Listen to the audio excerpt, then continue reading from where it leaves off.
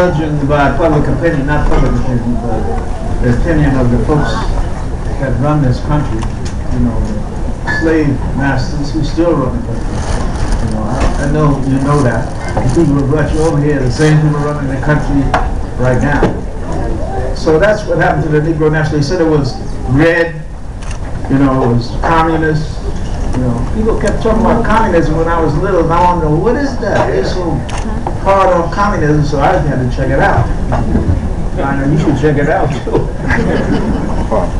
But that's it. The Black Radical Congress, I don't know what they're doing now, but I was in that when it started. That was maybe 10 years ago or something like that. And they've gotten quiescent. I don't know what it is, but the leadership is in New York. I think what the real problem was the nationalists versus the Reds. You know, and that always is a bad thing. Because some of us, not only is black, but we're red, and always blue. So you always got that problem, you know, people want to tell you, you're listening to white people. But anyway, that's where that is. You know, so. Are you having trouble hearing in the back?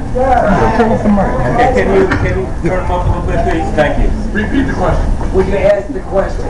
What question? The one he just asked? He asked me about the National Negro Congress, which I said was active in the 40s, and went out because it was bludgeoned by the opinion of the people who have the money, who called it red, called it, you know, just like they called the boys Reds, and they called Langston Red, and they call your boy here Red. But it's all right, ain't nothing wrong with that. I'd rather be hooked up with Mao Zedong and Lenin than a whole lot of Americans. And with the Black Radical Congress, I said, I really don't know. They're quiescent now. They started in the 80s, I think. But I don't know what's going on with them. You know, they had a struggle between the left and the others in there. And that's always a problem, you know. And the people who think they can learn all they can learn from black folks and not from the world revolutionary opinion. Another question here? Yeah. Okay, speak loud. Yeah. I'm Mary Baraka. Science fiction, dialectical materialism. That's all science. If you look at science fiction literature, how can it best reflect society now? How can science reflect? Science fiction in terms of dialectical materialism. Well, if you're talking about dialectical materialism, that is the struggle of opposites in the world, and how one thing turns into another, which is always going to be true because that's the natural order of things. That's always true.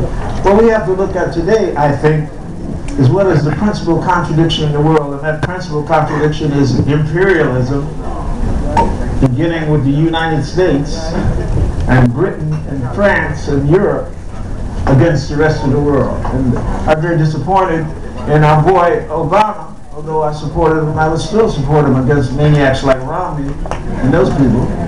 But at the same time, one thing I learned from Du Bois a while ago, he said, what they will do is promise you some kind of elevation in this society if you will join them in beating up the rest of the world.